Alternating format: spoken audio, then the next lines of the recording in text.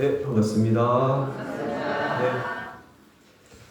네, 다들 저에 대해서 굉장히 궁금해 하실 것 같아서요. 오늘 저에 대한 소개 말씀드리고, 출가 동기, 그리고 앞으로 다짐, 목표 이렇게 공유하면서 오늘 인사 전달드리도록 하겠습니다. 네, 우선 저의 이름은요, 성영도입니다. 지금 6년차 접어드는 교무이고요. 전에는 부송교당에서 3년 이렇게 근무를 해서 이곳에 새롭게 발령받아서 한둥군 교당과 함께 가족이 되었습니다. 저는 전주 평화교당에서 저의 첫 전주 지역의 간사 생활을 시작을 하였습니다. 20살 학교를 졸업하고 전주 평화교당의 간사를 어떻게 보면 교화 임지에 대해서 활동한다는 것 자체가 처음이었고요. 그 당시에 간사 생활하면서 청소년 교화가 굉장히 잘 되는 교당이었고, 그 이향민 교무님과 정타원 정도숙 교무님 밑에서 간사 생활을 하면서 나도 언젠가는 교무가 되어서 어쩌면 언젠가는 이 전주 지역으로 와서 나도 교화를 할 수 있는 순간이 오지 않을까? 라는 그러한 생각을 이제 20살 때 처음 했었는데, 제가 이제 학부 과정을 다 마치고 교무생활 6년 하고 이렇게 이 전주 지역에 와서 여러분들을 만나게 되었다는 자체가 저에게 있어서는 굉장히 의미가 깊고 기적 같다라는 생각이 듭니다. 그래서 앞으로 이러한 설레는 마음가짐으로 열심히 교화를 하려고 하고 있습니다. 다음으로 이제 저희 출가 동기를 좀 말씀드리려고 하는데요. 저는 아버님이 교무님이십니다. 그래서 원친이고요. 어려서부터 정토회관 굉장히 열심히 다니면서 강사님도 어렸을 때부터 뵀었었고 저를 깐난아기 때 뵀다고 하더라고요. 그리고 또 이제 정토회관에서 또 청년 담당으로 또 그거 하실 때 저도 오다 가다가 또 인사도 많이 드렸었고 인연이 참 깊은 것 같아요.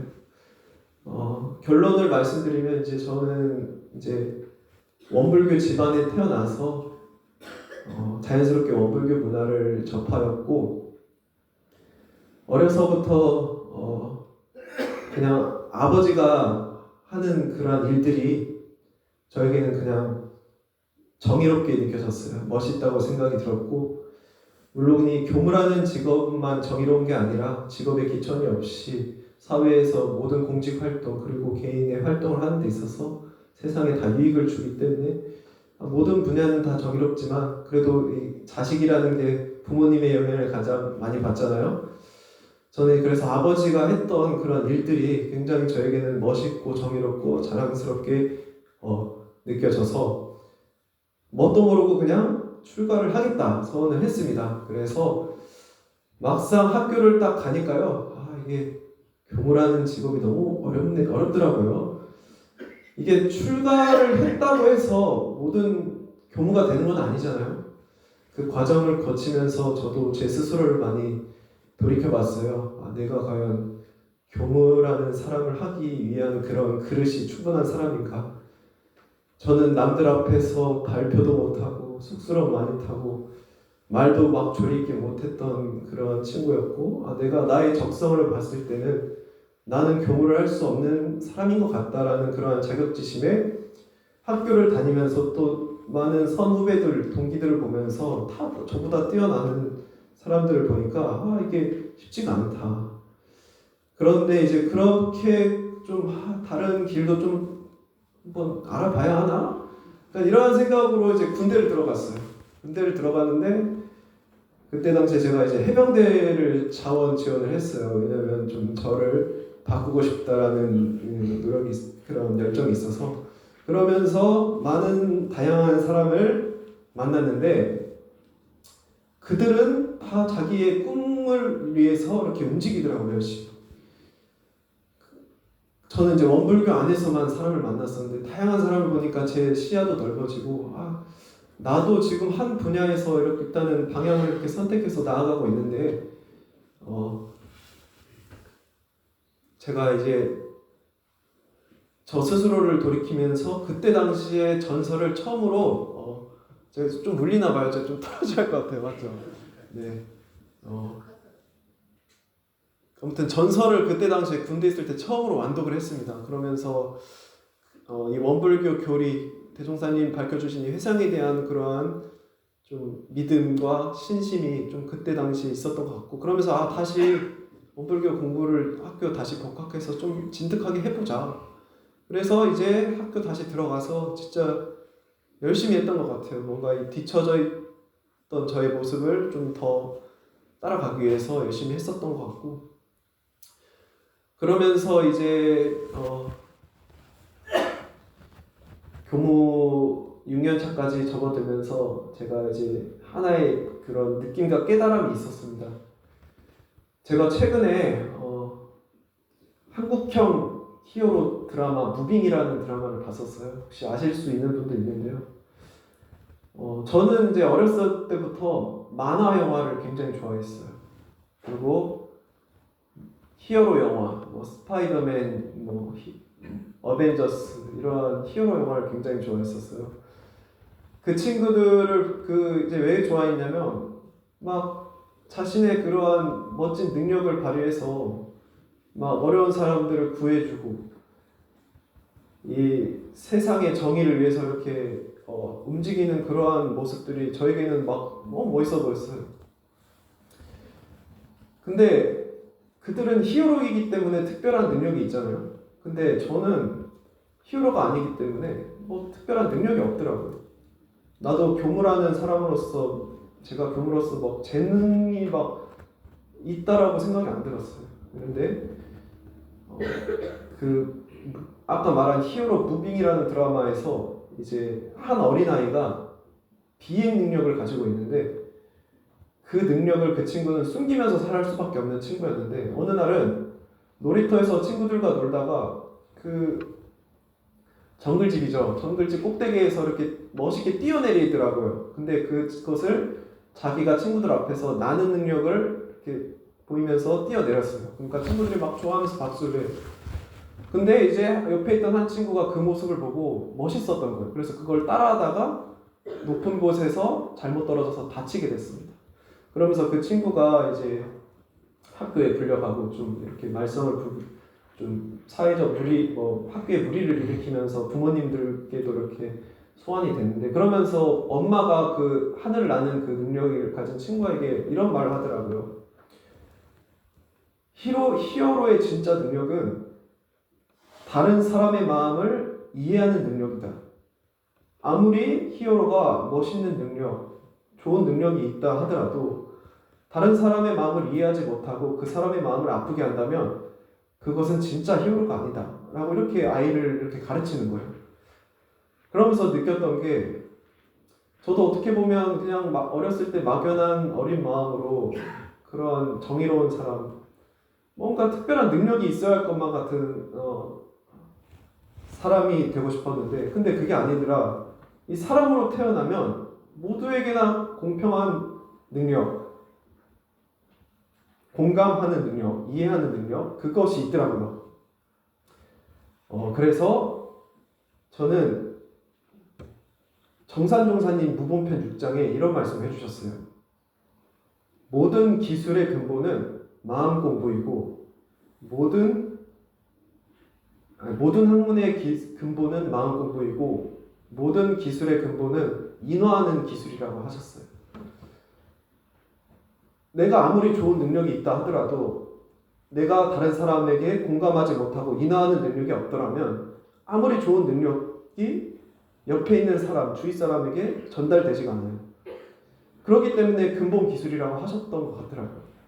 그래서 나도 다른 건 다 모르겠고 이 인화하는 기술을 하나 잘 키워보자, 개발해보자. 다른 사람 마음 공감하고 이해하는 그 능력, 그것이 진짜 정의로운 마음, 히어로가 될 수 있는 근본 자세다 라는 그러한 목적을 갖고 간절해졌어요. 그러다 보니까 저는 원래 소심하고 그냥 막 말재주도 없는 사람이었는데 제가 간절하니까요, 뭐 아무리 능력은 없지만 그래도 이 화하는 기술이 있다라면 다른 사람에게 그 능력을 전달할 수 있기 때문에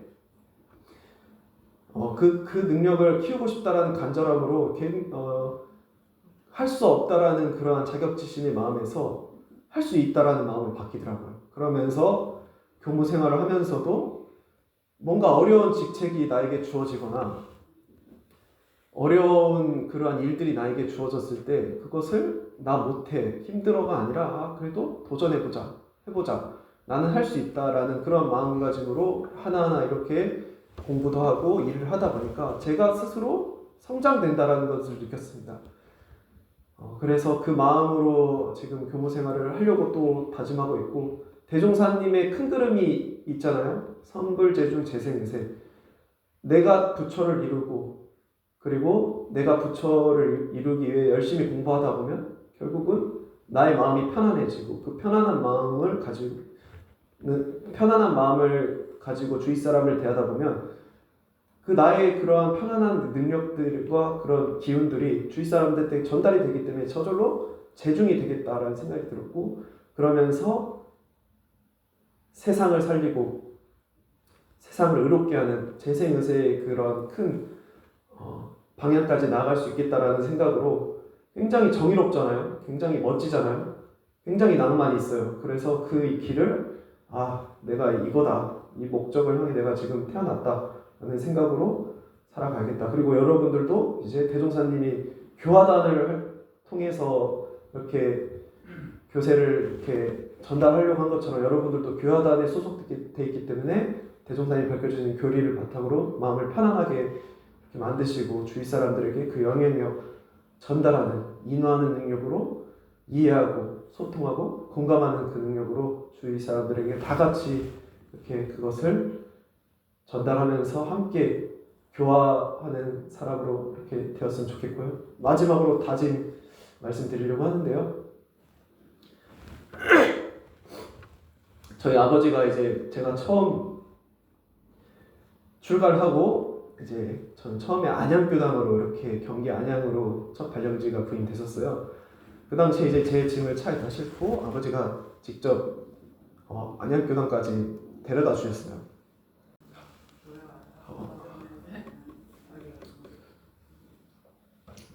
아버지께서 이제 저에게 딱 차를 옆에 태우시면서 교화자로서의 마음가짐을 알려주겠다 이렇게 말씀해 주셨어요. 그러면서 사람이라는 존재는 교화할 수가 없다 전제 조건을 딱 깔아주셨어요. 저는 그 말이 이해가 되지 않았어요. 제가 교화자로서 교화를 하러 나가는 그 자리에 사람은 교화할 수 없다라는 전제를 깔아주셨는데, 그러면서 교화에는 두 가지 종류가 있다라고 이렇게 말씀해 주셨습니다. 그 하나는, 첫 번째는 방편교화이고 두 번째는 참교화이다.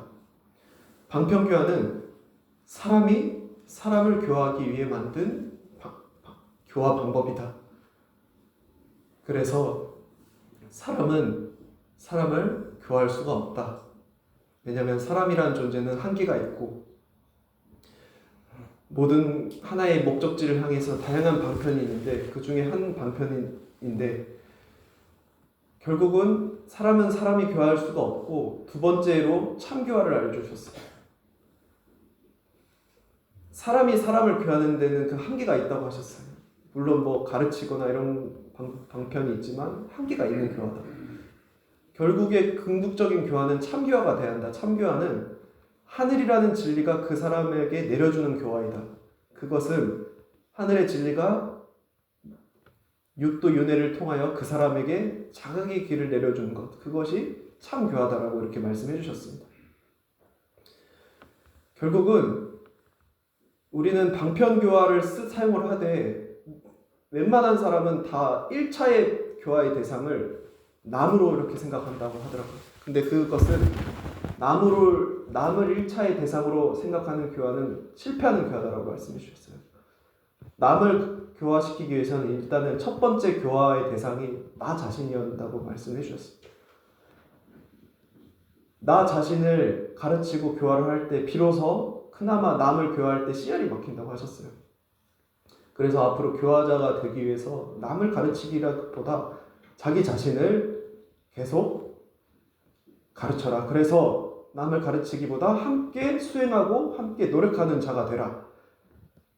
그 말씀을 저에게 해주셨습니다. 그러면서 그렇게 열심히 수행했을 때 비로소 하늘이 진리가 나에게 자각의 길을 내려준다. 그래서 이 말씀을 항상 표준 삼아서 교화 활동을 6년을 했는데요. 이게 제가 쉽지가 않았습니다. 그래서 이런 것들을 앞으로 이 마음가짐을 계속 마음을 삼아서 교화자로서 그리고 대종사님의 제자로서 이 회상의 하나의 일꾼으로서 세상의 정의를 실현시키기 위해서 열심히 나아가려고 하고요. 대종사님의 목적이 성불재중 재생일세인 것처럼 교구에도 이번에 목표가 하나 있어요. 다들 보셨죠?